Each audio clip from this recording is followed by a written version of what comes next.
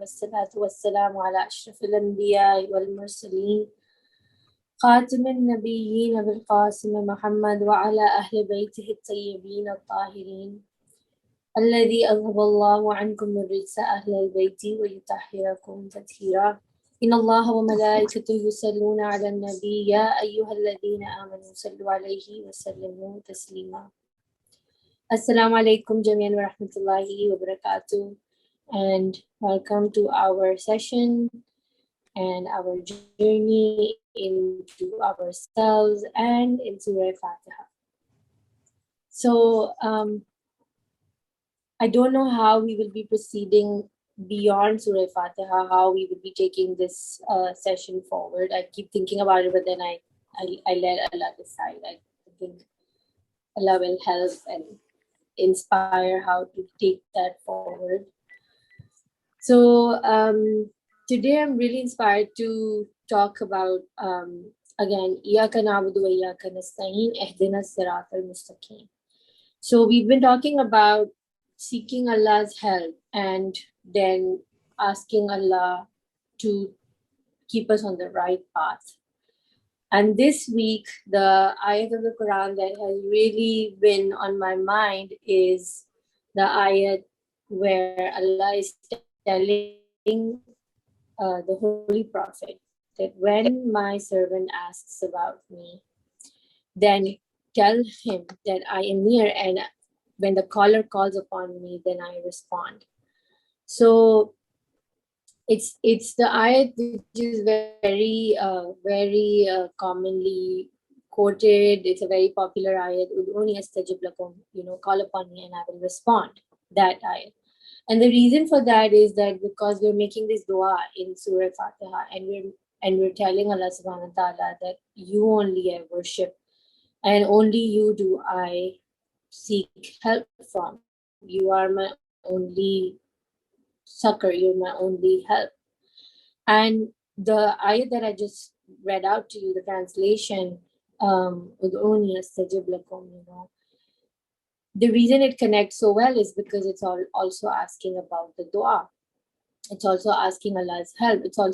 But what is really beautiful in this is something that I am very excited to share with you. It came to me as an insight, is that we are so reluctant so many times to connect with Allah subhanahu wa ta'ala directly, because we've been conditioned and we've been told this analogy that, just the way messages from God came through imams and through the prophets, and how they were the conduits, they were the mediums through which we received message from Allah subhanahu wa ta'ala. The same way we always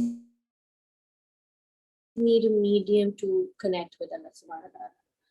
But the beauty of this ayat is that, number one, in Surah Fatiha, we're talking directly to Allah subhanahu wa ta'ala, and we've been asked to have this conversation with Allah so many times in the day. So we need to take note of that we have been told to recite this surah as it is, and we are being encouraged to get into a direct conversation with Allah subhanahu wa ta'ala. Now over here in Surah Fatiha, the conversation is almost in a way one-sided, where we're the ones talking, and we finish off by making this dua with Allah subhanahu wa ta'ala that you only do I worship and you only do I seek help from. And then we're saying, keep me on the right path, and then so on. And after that, we will talk about the two groups of people. But in Ud'uni astajib lakum, I'm really fascinated that Allah subhanahu wa ta'ala is using this really powerful ayat where he's talking about the dynamics of the connection we need to build with Allah subhanahu wa ta'ala. So it's as if Allah knew that we will be feeling unworthy. We will be feeling this lack within us. We will be feeling not good enough to have a direct conversation with him. And we will be like, I'm not worthy of the majestic God. I'm not worthy of the the mighty God. Who am I? I'm nobody, and then we go to the Holy Prophet and we say, could you on my behalf, talk to Allah subhanahu wa ta'ala for me? And the Holy Prophet at this point is being guided to tell us that when my servant asks you about me, tell the caller, tell the one who's calling upon me that when they call upon me, I respond. So it's as if the dynamics of our relationship with Allah subhanahu wa ta'ala are being clarified over here. That even when you go to the Holy Prophet to intercede on your behalf, Allah's message, Allah's preferred way of communication is that Holy Prophet redirects us directly to Allah subhanahu wa ta'ala. That when my caller comes to you, tell my caller to talk to me directly and I will respond. Don't think that my response will come to you through an intermediary always. I want a direct connection with you. And the scholars, they point out that this ayat, I'm just going to look it up. I would like to put it on the screen while I'm talking.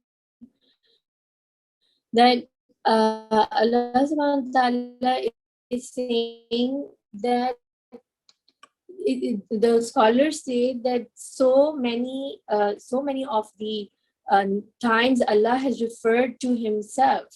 I'm just going to search the ayat.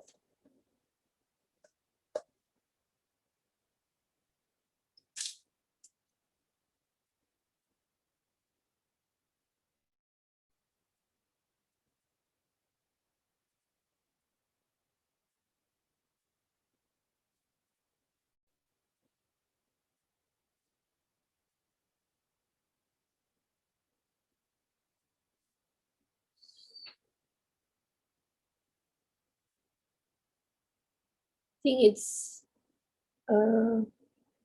yes, I found it. Just gonna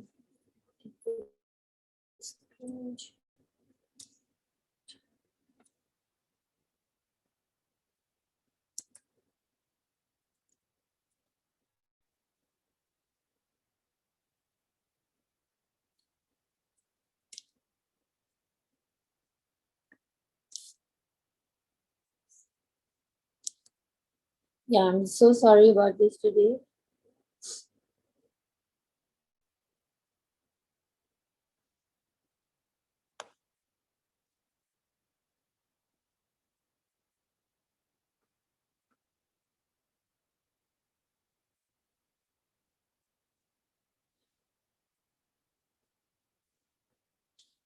Sorry.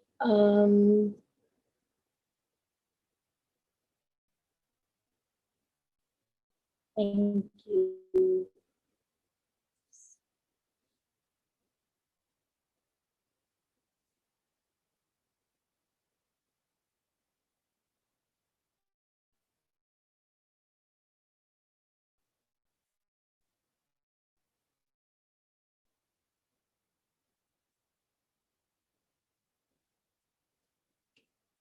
Okay, so if over here, if we see, we have this verse of the Quran which says, وَإِذَا سَأَلَكَ عِبَادِي عَنِّي.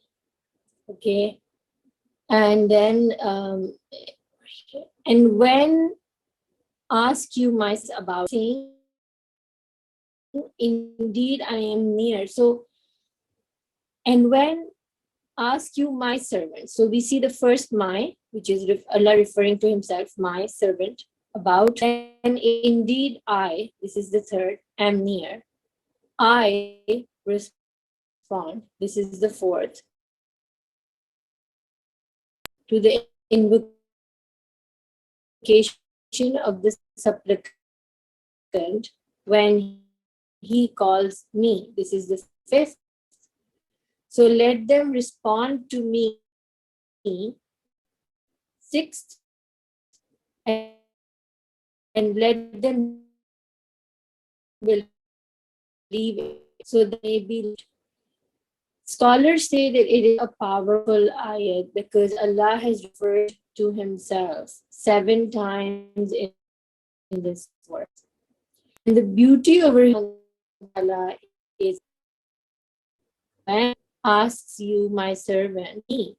When they come to you and they say, Holy Prophet, near. I'm close to them. I'm not far. Why are you putting this intermediary in the middle? I'm not far. I'm close to you. And it's not just that the message is going to reach me and then you have to receive the answer through somebody else. I respond to you calling me when the Lord calls upon me. So don't think that you're gonna call me and I'm not gonna listen.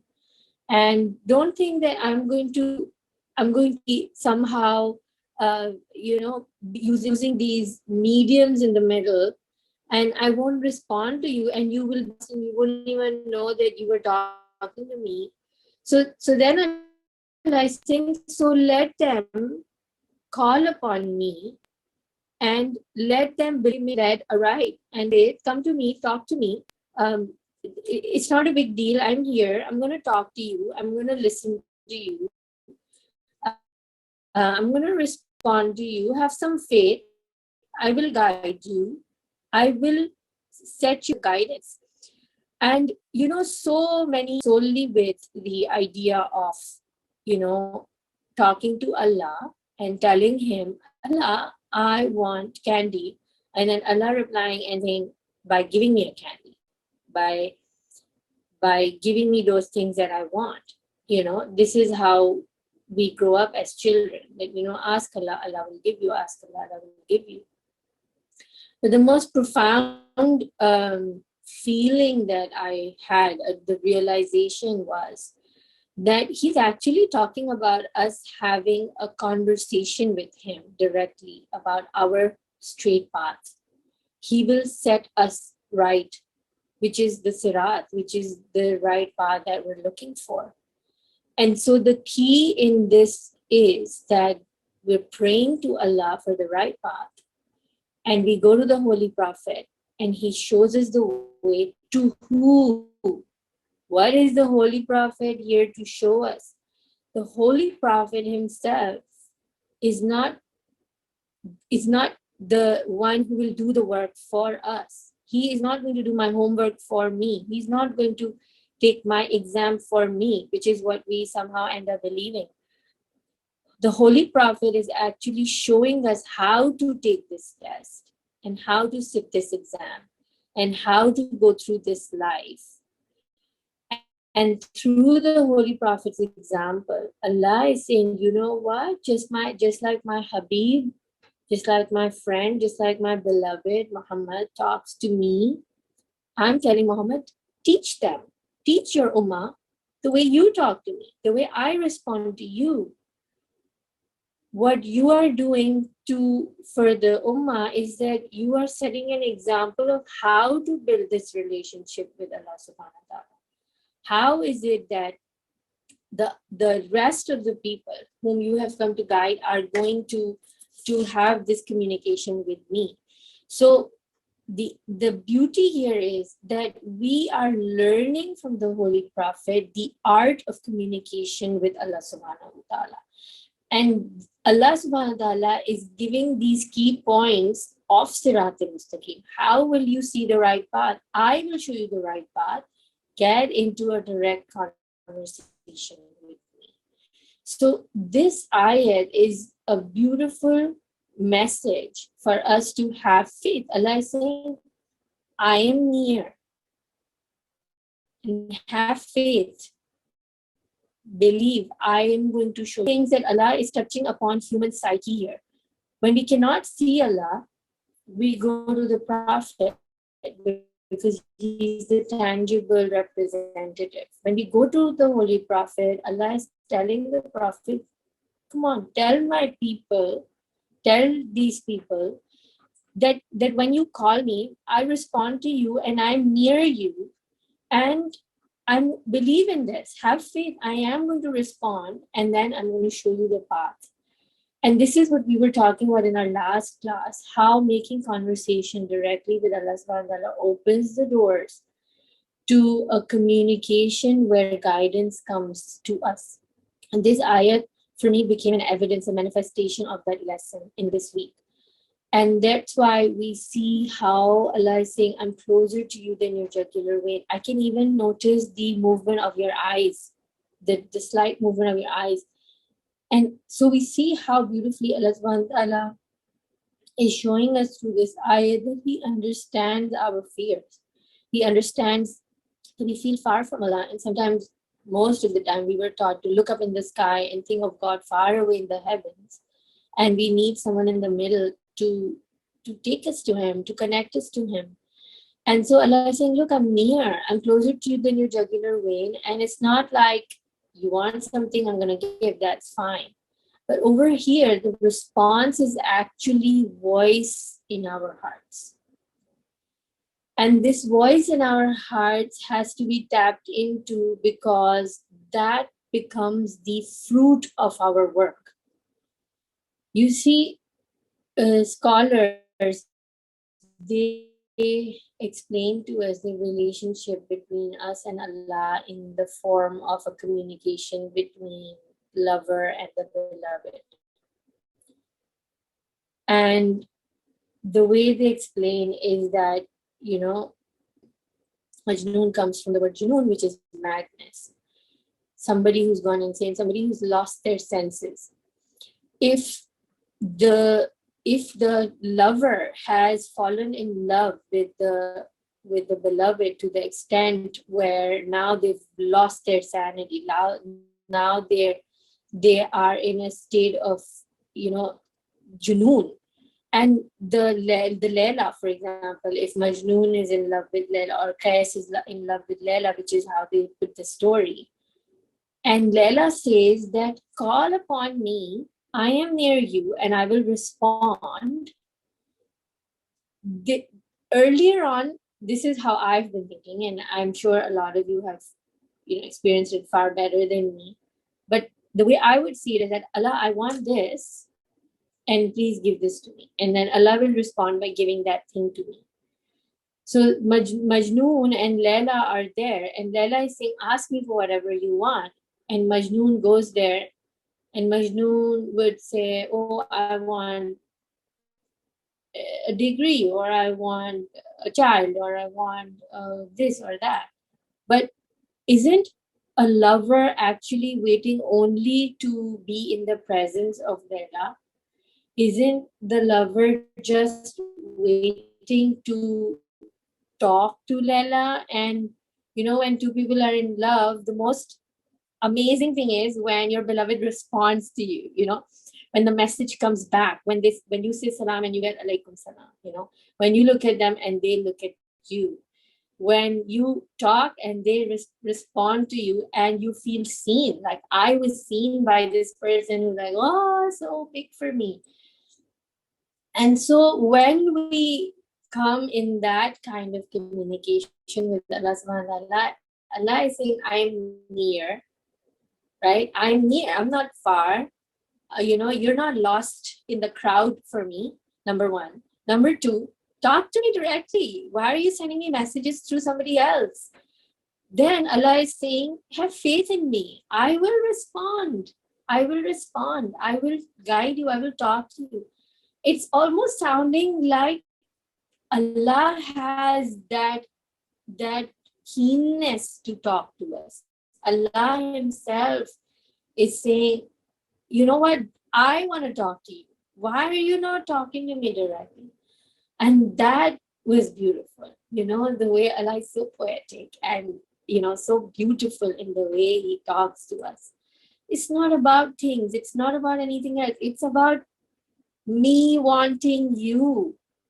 And so the feeling here is that while Allah doesn't need anything, Allah doesn't need anything from us, which was also how we were conditioned, that please Allah and do good deeds, give charity, you make Allah happy, don't be mean to your parents, you make Allah angry, don't be rude, don't do this, don't, you'll get Allah's azab, you will upset him.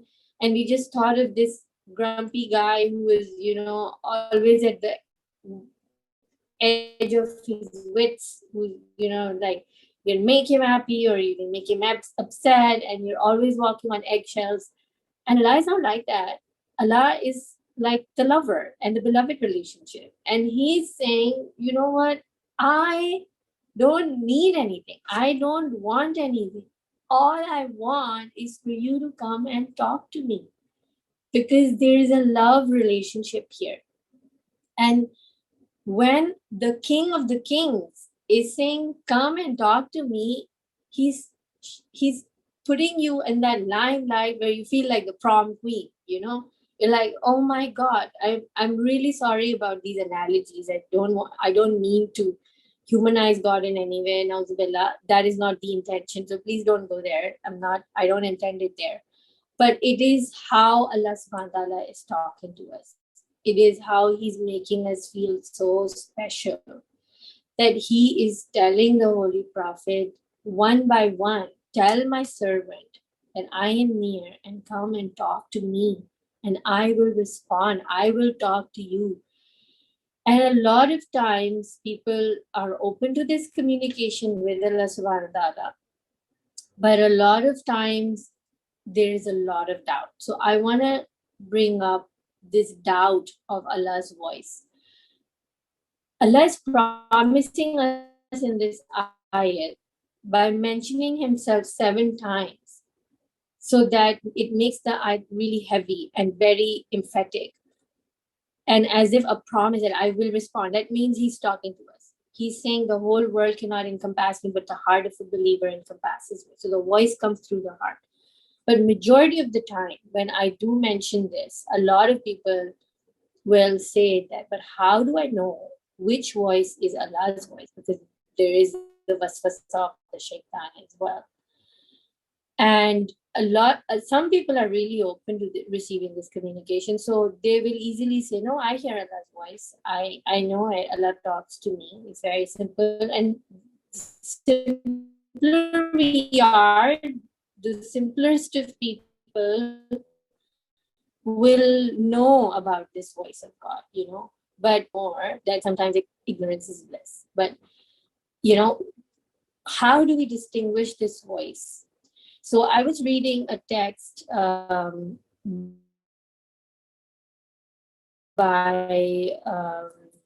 the Shadili Sufi system, and they explain it really beautifully. So I'm going to read it out from there. And they have shared this idea of the 3 voices within us. Okay. And these 3 voices that are within us, they have in the book. Okay. So discerning the voices. We all hear voices, but who is speaking? Most people think, I'm just gonna, most people think that the voices that they hear are just their own thoughts flowing through their consciousness. The Sufis recognize a heart that speaks from a place of connection and witnessing of Allah, the voice of our nafs or self, and the voice of darkness or shaitan. As Sufis, we need to know who is speaking in order to respond correctly. Each voice has a discernible quality. The voice of your heart is that the heart that is connected in witnessing Allah sounds like divine revelation. When it speaks, your whole being softens and feels more at ease. This voice only speaks kindly and lovingly, though it may be firm. It's an uplifting, positive voice that rings with truth, and you may ask yourself, where did that come from? The voice of your nafs will feel more whiny, hurt, or needy in nature, as it is coming from the parts of yourself that are not connected and witnessing the truth of Allah. An example of this voice is your inner child that is having a bad day because things are not going your way. It's usually a voice of resistance to what is. It's the voice that draws us towards other than Allah. For example, I want to sleep in. I want ice cream. I want to watch TV. Jimmy is being mean. They don't like me. I'm hurt. I'm sad. These are all examples of the voices of the nafs. They're not connected to the love, but they are still a part of your inner being. The third category is the voice of darkness, or in Arabic, shaitan. This voice is different because it often speaks in the third person and says you, as in, you are a failure. Nobody cares about you. You will never get what you want. This is truly a dark sounding voice, which is why Siddhi calls it the evil whisperer. It sounds like it is coming from slightly outside of you, as if it is whispering in your ear. Usually, it whispers negative commentary about you, or it will try and lead you astray, such as, you have had such a hard day, you deserve a drink, or no one is looking, go ahead and do it. Any voice that commands us or incites us towards doing what we know is wrong is coming from the shaitan. The voice of the shaitan will often use words like never, forever, always, whenever in a heavy, damning voice. So let's go through these three voices. So the first voice is the voice of God. And the first voice should feel like love, coming from a soft place, coming from a place that is cuddling you, that is bringing you into peace. And that kind of voice feels really, really magical. It feels like a voice that sorts things out for you, that puts things into place, that gives you solutions, that settles you down and brings a sense of goodness. You overall have a good feeling when you experience this voice in your heart. The second voice is about us talking about what's going on and how we're feeling. Oh, I don't like this. I like this. She did this to me. Why do people have to be like this to me? Things like that. And that's the more whiny voice. That is the voice that the inner self is talking to us. And the third one is a very distinguishable, nagging, pulling down, dark voice, which will immediately kind of put you in a dark cloud. And you suddenly feel really, really down. And this is a voice where you're being told you are not good enough. Who do you think you are? Where do you think you're going doing all this talking or work or whatever? And Allah subhanahu wa ta'ala is telling shaitan in the Quran that yes, I give you the leave. You can go and sit in the path to me, and you can go and distract people except those who believe, except my humble servants who have awareness, who have taqwa. You cannot touch them. In Surah Araf, ayah number 201, Allah subhanahu wa ta'ala talks about how when an evil voice comes to them, an evil whisper comes to them, immediately they have an insight. The believers who have taqwa, who have this awareness of God consciousness, they come into a place of insight. They realize, they have an awareness, and then they have an insight about it. I'm just going to open the ayah. I apologize, I'm a little all over the place today. Yeah. So, innal lazina taqu idha massahum. Massahum is a beautiful, my voice is breaking. Can everybody else hear me? Nasibani, is my voice okay or is it breaking? It is breaking on and off. Yeah. Oh, okay. I'm just going to switch my internet connection. Just bear with me.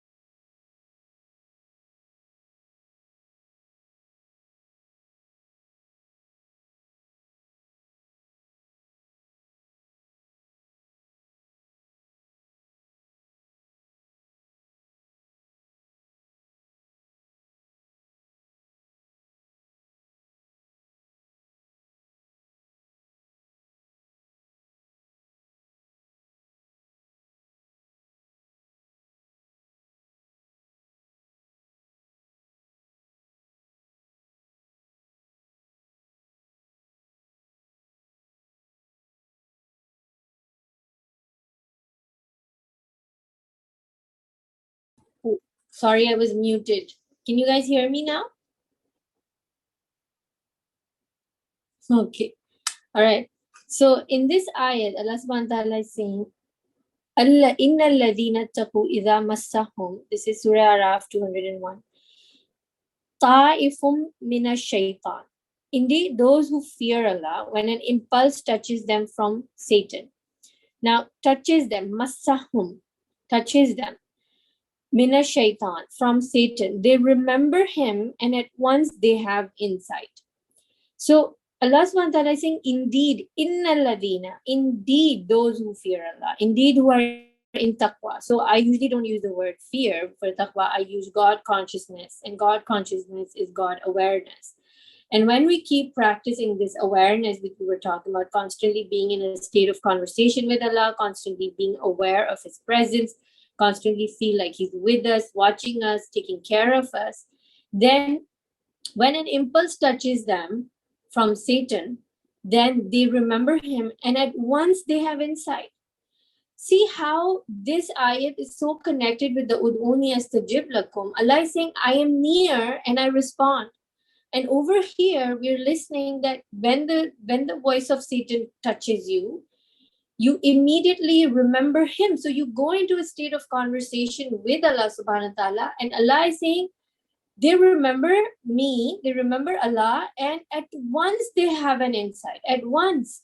So when Allah is saying, I respond, 7 times He's referring to Himself in that ayat. And then He's saying, immediately I will respond, I will talk, I will give you the guidance, have faith, I'll be listening to you, I'll be talking to you. In this ayat, in Surah Araf, Allah is saying, a whisper from Satan will come and you will remember me. Immediately I will show you the light. A lot of scholars, they translate mubsirun uh, as, the basirat, as in insight, as light, that they see the light in that dark moment.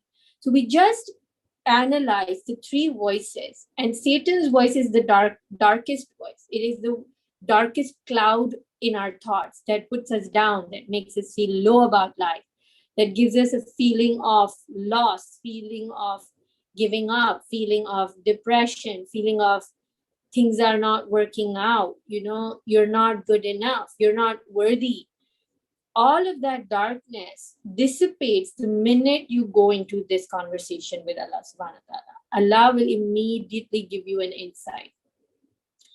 And I personally was feeling that state right before the session, because when we do this work, sometimes you will come across people who don't agree with you, who can doubt your intentions, who can say things to you that can put you down. And I actually experienced these voices saying, what do you think you're doing? Like, what do you think you can do to people? How much can you change? There's so much bad in the world, there's so much darkness, and how much can you change? And all of those voices were running through my head. And to bring awareness and saying, okay, where is this coming from? I'm trying to do something good, where is this coming from? And that dilemma of the human situation, the issue that we face as human beings, is stuck with our thoughts. We think that is the truth, that is who we are. The reality is my thoughts. That is the truth, that is the fact. For example, yeah, I'm really nothing. Like, what difference can I make? The whole world is full of darkness. So much bad is happening. Who do you think you're doing? Okay, all of these things, they start to sound like a fact to us. This is real. But the minute we go into conversation with Allah subhanahu wa ta'ala and we say, oh, Allah, I'm feeling down. What's going on? What is this voice? Immediately, Allah will show you a light. Allah will bring that distinction in your heart. And the biggest response from Allah that comes to the heart is the separation of the two, me and my thought, me and my ego.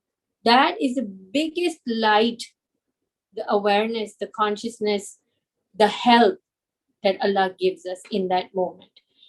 That if we ask Allah, the biggest response that comes from Him is the separation between the ego, the thought, and the me, the I am, the observer of the thought, the awareness behind the awareness. And that is where we feel distracted throughout the day. That is the state of mind or the state of being that overtakes our awareness and connection to Allah throughout the day. So this Iyaka na'budu wa Iyaka nasta'in ihdina Sirat al-Mustaqeem, which is a moment-to-moment journey, which requires us to constantly talk to Allah subhanahu wa ta'ala, is being explained to us through these two ayats. Udoni astajib lakum, and the other ayat of Surah Araf, and there must be many more. But these two for me connect so beautifully, where Allah is telling us to have a direct conversation with Him in times of darkness, knowing that there will be a voice of light while there is a voice of darkness. And when we talk to Allah subhanahu wa ta'ala, immediately Allah responds by separating these two, by making you aware of the fact you are not your thoughts. The minute we have this separation, the minute we wake up, we realize, wait a second, I'm not my thoughts. When this separation happens and you're able to look at your thoughts from a distance, you get that really beautiful insight into your situation. And the next step, the guidance opens itself to us, which is wisdom, which is where you know exactly what to do, how to do, and what to do. And so that wisdom can be accessed from the Al-Hakim, Allah who is the All-Wise, by connecting to Him in this moment through this conversation.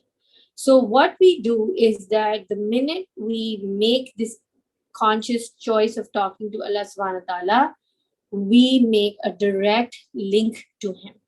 You know, when we were kids, there was this cute thing we used to say that if you want phone number to dial to God, what's that phone number?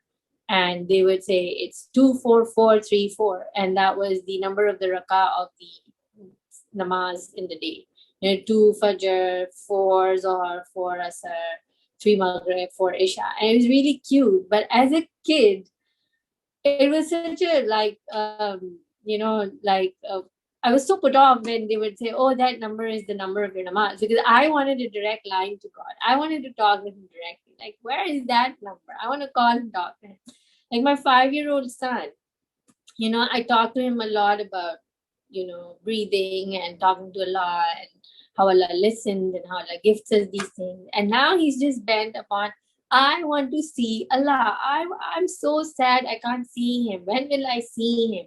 You know, how will He talk to me? You know, and he sometimes just gets bent upon this idea that I just want to see Allah. And I keep telling him, Allah will show Himself to you. And then one time, I was sitting with him and he was insisting, and I felt so helpless.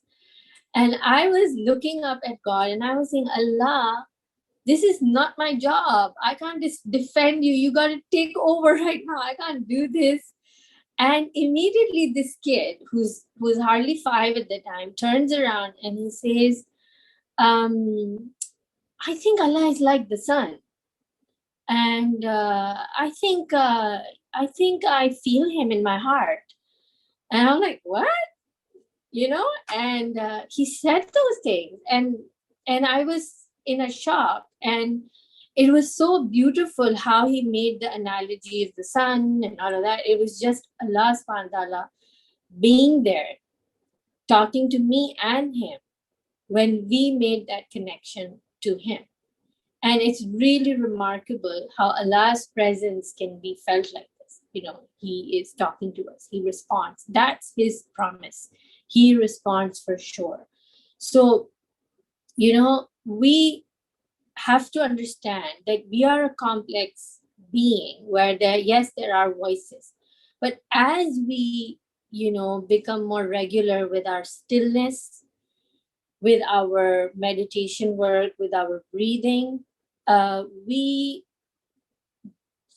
we slowly start to find that discernment of the voices. And shall I tell you, the biggest issue for me in discerning this voice of God was that for me, Allah was not the forgiving, the loving, the letting go kind, because I was always surrounded by people who were not so forgiving. I was always surrounded by most of the people who would take very long to be easygoing. It was very difficult for me to imagine a God who would be easygoing, would be kind and light. So not only was I taught by teachers who were not easygoing in their character, which was also a reflection of their connection with Allah subhanahu wa ta'ala. For me, Allah was a punishing God who is constantly, picking on you and checking you every second where you go wrong. And so if I would get a kind, loving voice in my heart, I wouldn't even see it as God's voice. I wouldn't even realize that that is Allah's voice. And for the longest time, so much guilt, so much shame, so much all of that was the basis of my connection with Allah subhanahu wa ta'ala.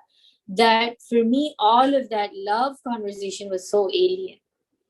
And that's why now it's so easy for me to see when Allah speaks, because when He speaks, it's so loving, it's so reassuring, it's so, like, I've got your back and I love you no matter what. And,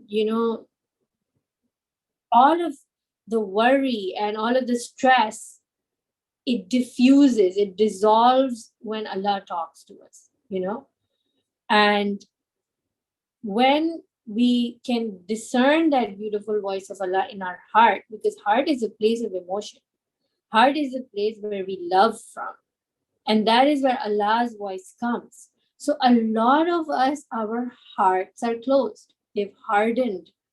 And that is why there's a seal on the heart, because we're not able to receive that love. We don't feel worthy of receiving that love of that easygoing, kind God. And while, taqwa for some people would be God awareness of, oh my God, God is watching, don't falter, don't make a sin, you be careful, be a good girl, that fear of God, it becomes taqwa. There's another completely beautiful side of taqwa, which is God awareness, which is saying, I don't need to get into bad stuff. My Allah is with me. I don't feel unsupported, insecure, unloved, unworthy, low self-esteem to go into doing drugs or alcohol or looking for bad friends or going into bad company or cheating somebody in business. God's got my back. He's going to take care of my finances. He's going to take care of my risk. He's going to take care of my reputation. My honor is with him. My health is with him. My money is with him. He protects me in every way. I don't have anything to worry about. That's also God consciousness. That's also taqwa. That is also the beautiful presence of God in our life. So our scholars say that Allah says, in a hadith qudsi, I am in the opinion of my servant. If you keep an opinion of God, which is a God of fear, then that is how He's going to always show up in life and hereafter. And that's the path you will choose. But if you choose the Jamal way, so that was the Jalal way. If you choose the Jamal way, if you choose the beautiful way, the Latif, the soft way of God, the one that comes through love, which a lot of scholars call is the path of Hazrat Isa alayhi salam, because it was the path of love. And scholars recommend that please choose Allah's Jamal, the Jamali way. That's the recommended way, because He Himself constantly guides us to Him being Rahman and Rahim.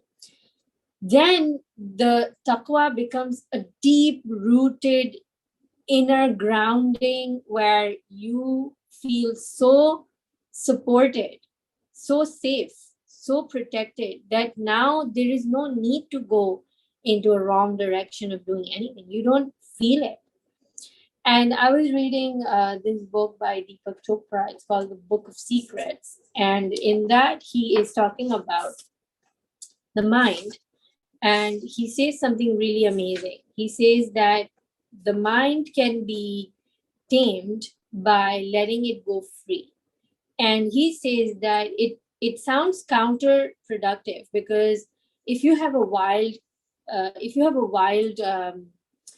animal, he says over here, um, because nobody would say that a wild elephant or a monkey can be tamed by setting it free.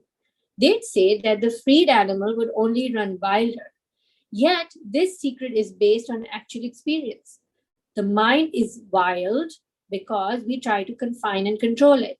At a deeper level lies complete orderliness. Here, thoughts and impulses flow in harmony with what is right and best for each person. This is the nafakhtu fihi min ruhi. Deep down inside, the Spirit of God is constantly guiding us, supporting us, keeping us safe, loving us, and pointing us in the right direction always. And if we allow the flow of life to, to go as it goes, like the rivers and the streams and the plants and the trees, and the way they are being taken care of, and in a natural habitat they grow and flourish and thrive, we too would, thrive and be at peace and in a peaceful mode if we let the mind free. We free the mind. So freeing the mind means to be aware that I don't have to listen to everything that is in my mind. Freeing the mind means to let it go. Don't be attached to your mind. Let it flow freely. Rumi says in his poetry on Guest House, he says, let your guests come and welcome them, and then let them go. If you read the Guest House, it's really beautiful. And so the idea is that when we let our mind free, when do we let our mind free? Okay, in what environment would we feel like we can let our toddler who's gone crazy wild be free? What would that environment be like? Just imagine there's a toddler who's 3, 4, 5 years old. He's going wild. Where would you let your child be free? You would let your child be free in an environment which feels safe, an environment which is protected, an environment which is supportive of the child. This dunya, which Allah says, I created for you, if we think it's a bad word, if we think it's there to get you, if we think it's a place you cannot trust, you think that the universe doesn't support you, everything goes against you, you have to be careful of mean people, you have to be careful of cheaters, you have to be careful of people who are frauds, then this world cannot feel like a safe place for you where you can let your mind be free. But if you feel that this world created by Allah for me is serving me, supporting me, protecting me, helping me, and if that is the opinion of the world we're going to keep, then the mind can finally be free. You don't have to be in a state of stress all the time. You don't have to be feeling worried all the time. Where will my next meal come from? How will I pay my bills? All of that. Then you enter a state of reliance and trust, which is husnizan billah, having a good opinion of God. If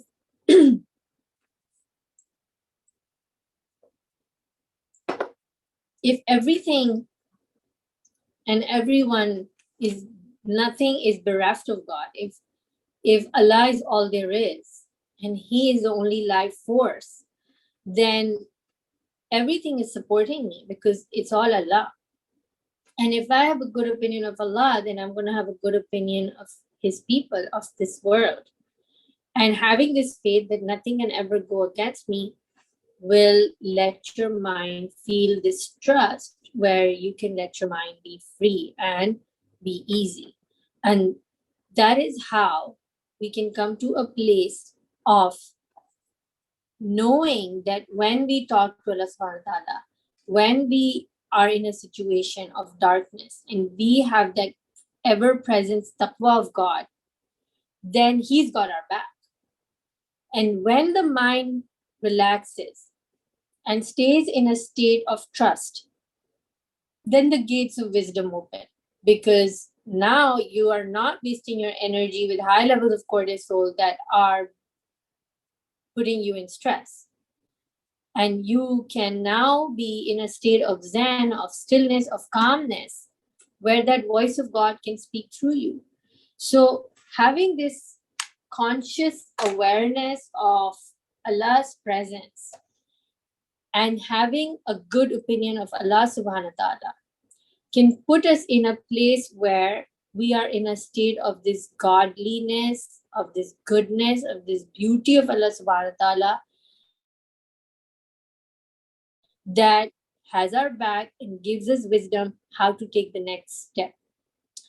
Deepak Chopra also says that detachment doesn't mean that you say, whatever comes, I don't care, I don't know what it's going to be, but saying, whatever comes, I will receive it and then I will know how to take my next step. When that happens, I will know what to do next. That will be coming from a place of wisdom. That is detachment. Not saying, I don't care, I don't know what's going to happen. That's coming from a place of stress. When there is good opinion of God, then the detachment from dunya is of a completely different kind. Then you're in a state of peace, which enables you to have the wisdom to know what to do next.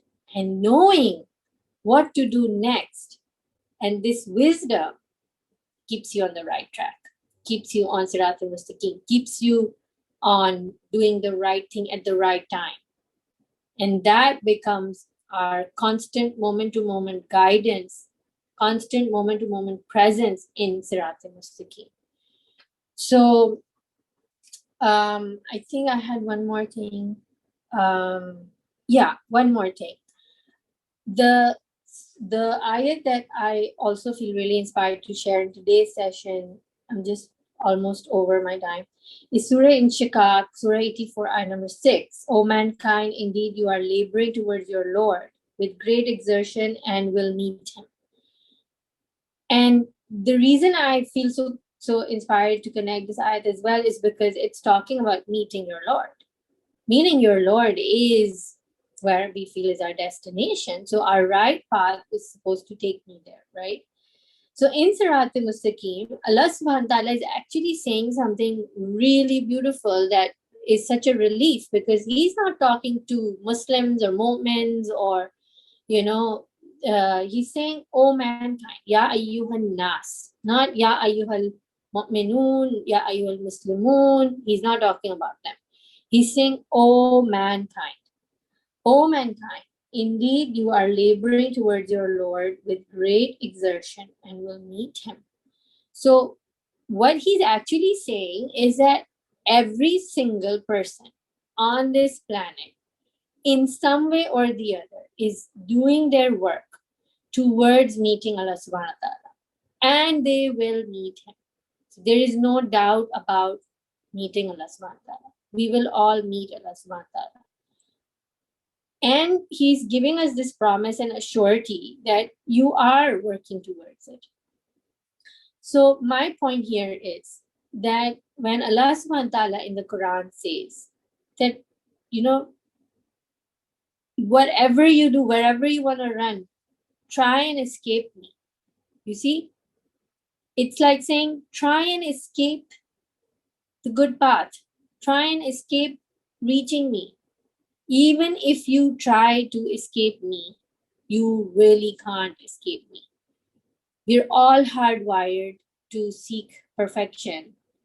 And Allah subhanahu wa ta'ala is constantly guiding us and taking us to Him. And the beautiful thing is that Allah is the only reality. Allah is the only existence. Hence, no matter who we believe we're talking to, in the end, the only hearing entity, the only one who is Sami is Allah subhanahu wa ta'ala. So in the end, we need to have this belief and faith of this husnus and billah, of this goodness in our hearts for Allah subhanahu wa ta'ala, that no matter what happens, Allah has cradled us. Allah has taken this promise. Allah has made sure that none of us in the end fail. He is saying, "Oh mankind, oh my people," not only the ones who believe, but every single one of us are cradled in Allah's goodness. Allah is saying, all goodness is from me. So there is only goodness. And we keep going back and forth with our discussions on free will, on destiny, on accountability, on hell and heaven, on sins. And I think now I will end my session here. And next time when we will begin from the two groups of people Allah is talking about, and we will take this discussion forward.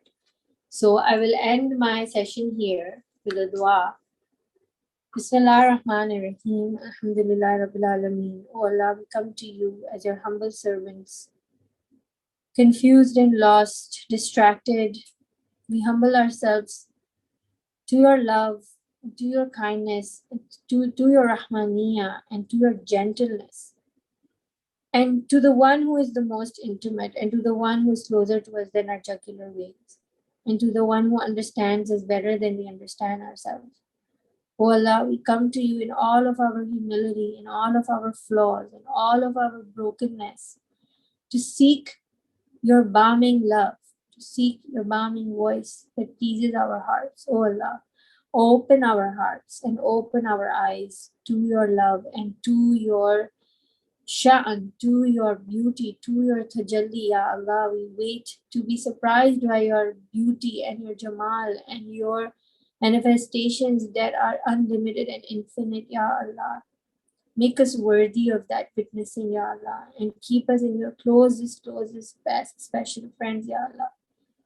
We may not be worthy, Ya Allah, but we can dream high, and who is it that can bring our dreams to reality other than you? So, Ya Allah, purify our intentions, for we seek only you and only you, Ya Allah. Alhamdulillah Rabbil Alameen.